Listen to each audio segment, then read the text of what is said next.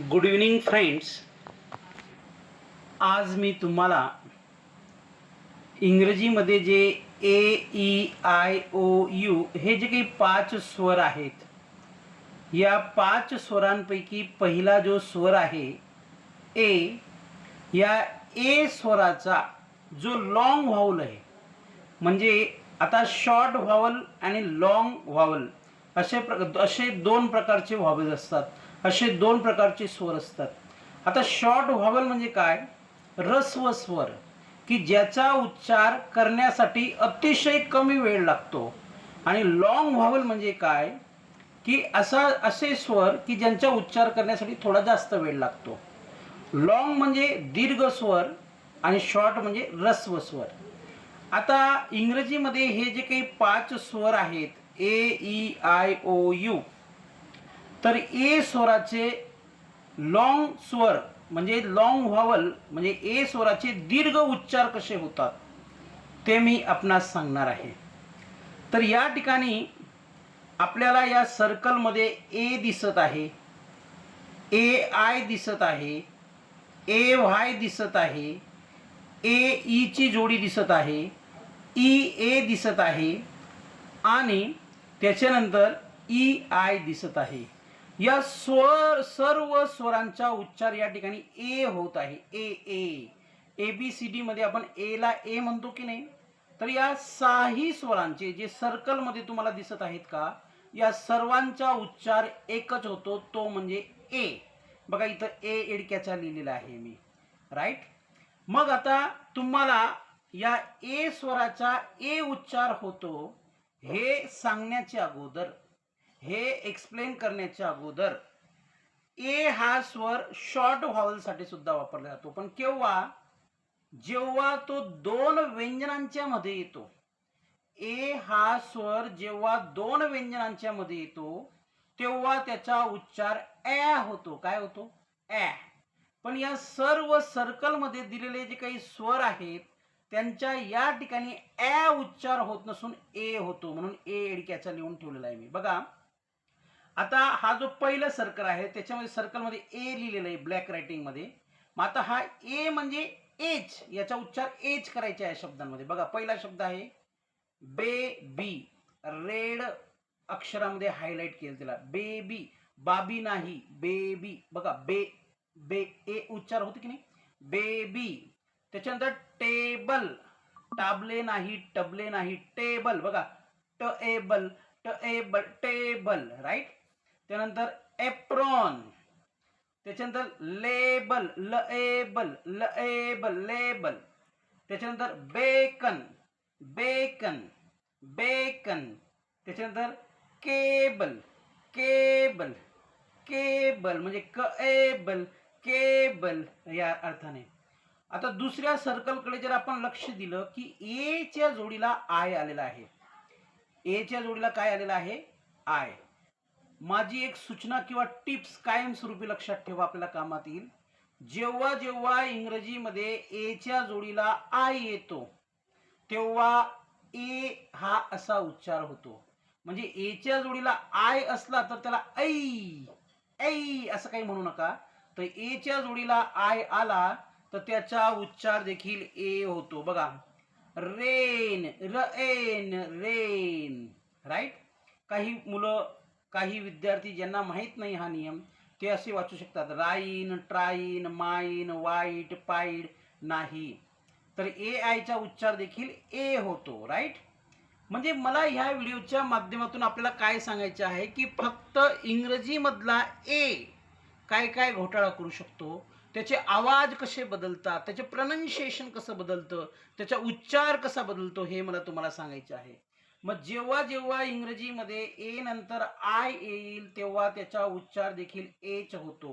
म्हणून rain, train, main, wait, paid, plain, again, right. Again प्रत्येक शब्दामध्ये ए आय आहे. आणि जेव्हा जेव्हा इंग्रजी शब्दांमध्ये ए आणि आय जोडीने येतो तेव्हा फक्त ए उच्चार होतो. हे काल पण सत्य होतं, आज पण सत्य, पृथ्वी जोपर्यंत सत्य राहणार, पृथ्वी जोपर्यंत राहणार तोपर्यंत सत्य राहणार, राईट. त्याच्यानंतर ए व्हाय. आता जेव्हा जेव्हा इंग्रजी शब्दांमध्ये ए नंतर वाय येतो शेवटी, तर या ए वायचा उच्चार देखील एच होतो. म्हणून मी तर ए लिहून ठेवले बघा वरती. बघा ए व्हायचा उच्चार पण काय होतो ए. म्हणून वाचा D A Y day. Play, stay, say, away, grey, may, lay, right, tray, अशा अनेक प्रकारचे शब्द तुम्ही तयार करू शकतात. जेव्हा एच्या जोडीला ई येतो, जेव्हा एच्या जोडीला ई येतो, तेव्हा देखील एचा उच्चार एच होतो. C A K E cake, काके नाही. एने एमी नेम, नामे नाही. एसे एमी सेम, सामे किंवा समे नाही. म्हणून बघा केक, कारण एच्या जोडीला शेवटी काय आलेला आहे ई. मग एच्या जोडीला जेव्हा शेवटी ई येतो एक अक्षर सोडून. आता बघा केकच्या स्पेलिंगकडे लक्ष द्या. मी तुम्हाला सोप्या भाषेत सांगतो. केकची जी स्पेलिंग आहे सी नंतर ए आहे, ए नंतर एक अक्षर आहे कोणतं के, आणि शेवटी काय आलेलं आहे ई. म्हणून इथं ए नंतर गॅप दिलेला आहे आणि शेवटी काय दिलेलं आहे ई. मग जेव्हा एच्या जोडीला ई येतो तेव्हा देखील एचा उच्चार एच होतो. Cake, C A K E cake. N A M E name. S A M E same. G A M E game. P L A C E place. P L N E plane. B R A V brave, right. G R A V grave. G A V gave, right, right.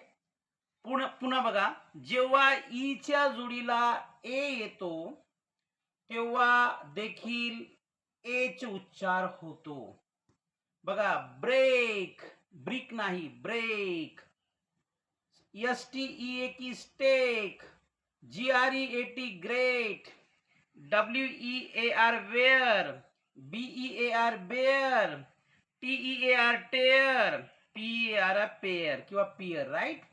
तसं साधारणपणे E चा उच्चार E होतो, पण काही शब्दांमध्ये E चा उच्चार ये होतो, राईट. त्याच्यानंतर बघा ई आय जी एच, तर ई आय चा उच्चार देखील एच होतो. म्हणून eight, weight, weight, sleigh, neighbour, freight and eight, अशा वेगवेगळ्या प्रकारच्या स्पेलिंग दिलेल्या आहेत. म्हणून आपल्याला कायमस्वरूपी काय लक्षात ठेवायचे आहे, माझी एक ट्रिक्स लक्षात ठेवा. जेव्हा ए असतो तर त्याचा उच्चार देखील एच होतो. ए आय म्हणजे एच्या जोडीला आय आला तर त्याचा उच्चार देखील ए होतो. मग सर आमचं कन्फ्युजन कसं होईल की आम्ही नेमकं ए वापरायचा का ए आय वापरायचा. याच्यामध्ये एक ट्रिक सांगतो मी तुम्हाला.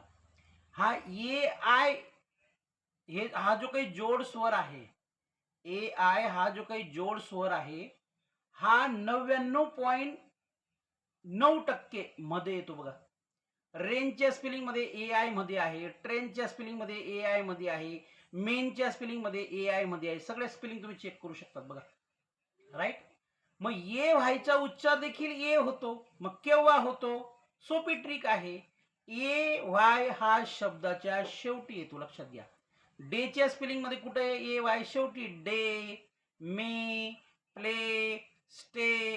किंवा अजून याच्या पुढे एक ट्रिक सांगतो तुम्हाला की आपण इंग्रजीमध्ये जेव्हा एकाक्षरी शब्दाचा उच्चार करतो, जसं मे एकच अक्षर आहे ना. पे, से, डे, ले, हे, गे असे शब्द आहेत की नाही. या एकाक्षरी शब्दांच्या शेवटी ए म्हणून ए आय वापरतात. That's all. ए ची जोडी म्हणजे ज्या ठिकाणी ए एक अक्षर सोडून शेवटी ई असतो त्याचा उच्चार देखील ए होतो. याला मॅजिक ई म्हणतात. काय म्हणतात, मॅजिक ई. आणि जेव्हा E A break, stay, great, wear, tear, bear हे देखील साधारणतः ई एच्या उच्चाराने शब्दांच्या मध्ये येतो, राईट. आणि ई आय हा जवळजवळ जी एच किंवा जी एच टीच्या जोडीने येतो. तुम्ही सगळ्या स्पेलिंग चेक करू शकता. बघा एटच्या स्पेलिंग मध्ये जी एस टी आहे, वेच्या स्पेलिंग मध्ये आय जी एच आहे, वेटच्या स्पेलिंग मध्ये जी एस टी आहे. तर अशा काही छोट्या मोठ्या ट्रिक्स आपण लक्षात ठेवल्या तर आपल्याला स्पेलिंग तयार करायला कोणत्याही प्रकारची अडचण येणार नाही. तर आज मी माझ्या भाषेत लॉंग व्हॉवेल ए याचा उच्चार ए होतो, पण सीएटी केट नाही कॅट, बीएटी बेट नाही बॅट, एमएटी मेट नाही मॅट, एफएटी फेट नाही फॅट. मग तिथं ॲ उच्चार का होत आहे? तिथं येचा उच्चार ॲ याच्यासाठी होतो कारण की तो दोन व्यंजनांच्या मध्ये आलेला आहे, दोनच. बीएटी बॅट बघा, इकडून बी आहे, शेवटी टी आहे आणि मध्ये काय आलेला आहे ए. मग जेव्हा दोन व्यंजनांच्या मध्ये ए येतो तेव्हा त्याचा उच्चार ॲ होतो, अन्यथा ए होतो, की जे मी शिकवलं. Thank you very much. धन्यवाद.